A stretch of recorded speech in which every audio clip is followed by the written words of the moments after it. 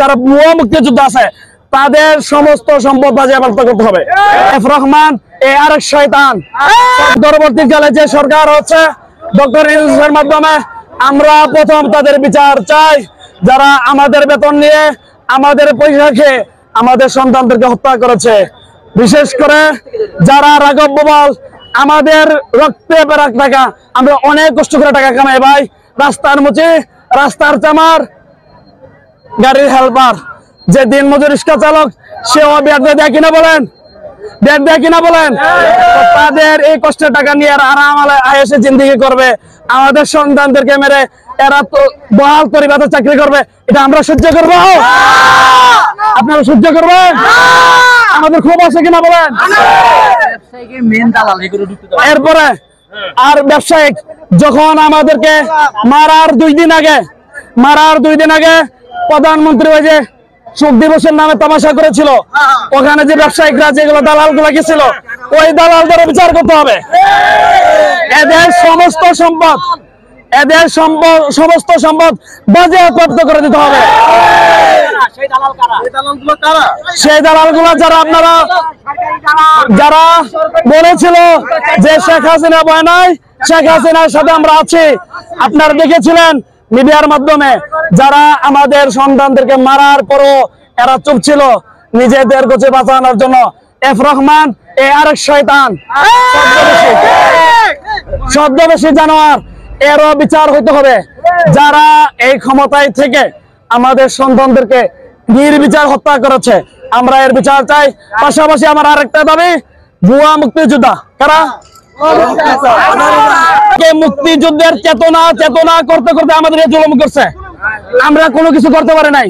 তো এই মুক্তিযুদ্ধের চেতনাকে কাজে লাগিয়ে যারা ভুয়া মুক্তিযুদ্ধ আছে, আমার জানা মতে অনেক ভুয়া মুক্তিযুদ্ধ আছে যাদের জন্ম হয়েছে স্বাধীনতার পরে, আর অনেকে বলে মুক্তিযোদ্ধা। তো এরা কিন্তু এক একটা মুক্তিযোদ্ধা বহু টাকা নিচ্ছে, ঠিক কিনা বলেন। এখন আমাদের অন্তর্বর্তীকালে সরকারের কাছে আমাদের যে দাবি দাওয়া গুলা, সর্বপ্রথম যে দাবি গুলা আছে এর ভিতরে হচ্ছে যারা ভুয়া মুক্তিযোদ্ধা আছে তাদের সমস্ত সম্পদ বাজেয়াপ্ত করতে হবে, এবং তারা যে জালিয়াতির মাধ্যমে আমাদের সম্পদ ভোগ করেছে, আমাদের সম্পদ এরা আত্মসাৎ করেছে, তাদেরকে বিচারের কাঠগড়ায় আনতে হবে। এরপরে যারা নির্বিচারে আলিম ওলামা হত্যা করেছে তাদেরকে, আমাদের এই মুসলমান দেশ 100 থেকে 95% বাংলার মানুষ মুসলমান, আমাদের আলেম ওলামাদের উপরে কোন আসেনি বলেন, আসেনি বলেন। তো এই আলেম ওলামাদেরকে যারা বিনা কারণে এই যে জঙ্গি বলছে, কয়টা আলেম জঙ্গি বলেন, কয়টা আলেম জঙ্গি পাইছে? আচ্ছা এই শুনান, এখানে একটা কথা বলি, এই যে মাওলানা মামুন হক সাহেবকে নিয়ে অন্তর্বর্তীকালীন সরকারের প্রথম মিটিং হয়েছে না, ওনাকে কত ধরনের ইয়া দেওয়া হয়েছিল, বিলিয়াম দেওয়া হয়েছিল, বদনাম করা হয়েছিল। এগুলা যারা করছে, যারা উপরে কমান্ডের মধ্যে থেকে আমাদের দেশ ও জাতির উপর অন্যায় করছে, আমরা তাদের প্রত্যেকের সুষ্ঠু বিচার চাই, বিচার বিভাগীয়।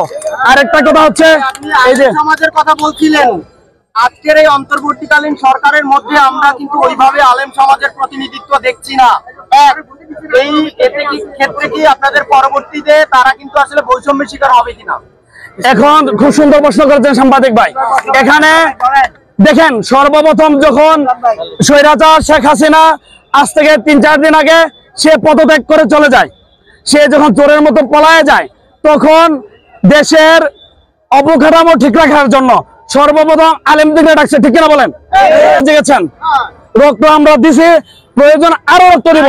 আমরা বারবার আর শোষিত হতে চাই না, বারবার আমাদের সন্তান মৃত্যুবরণ করুক, রাজপথে রক্ত হোক, 2 দিন পর আন্দোলন করে, এটা আমরা আর চাই না।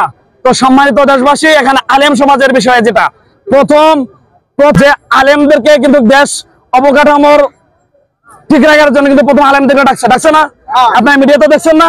কিন্তু ওইভাবে ডাকার পরে, আলেমদেরকে রাখার পরে কিন্তু আলেমদেরকে ওইভাবে অন্তর্বর্তীকালীন সরকারের কাছে না দেওয়ার কারণে আমরা সমস্ত মুসলমান বাংলার সবাই আমরা ব্যথিত হয়েছি, ব্যথিত কিনা বলেন? এখন আলেম ওলামাদেরকে আপনাদের দরকারে শুধু আপনারা ব্যবহার করবেন, আপনাদের প্রয়োজনে আপনারা ব্যবহার করবেন, ব্যবহার শেষে টিস্যুর মতো আপনারা মুখ মুছে ফেলে দিবেন। এটা বাংলার মুসলমান এটা আর বাংলার মুসলমান চায় না। তো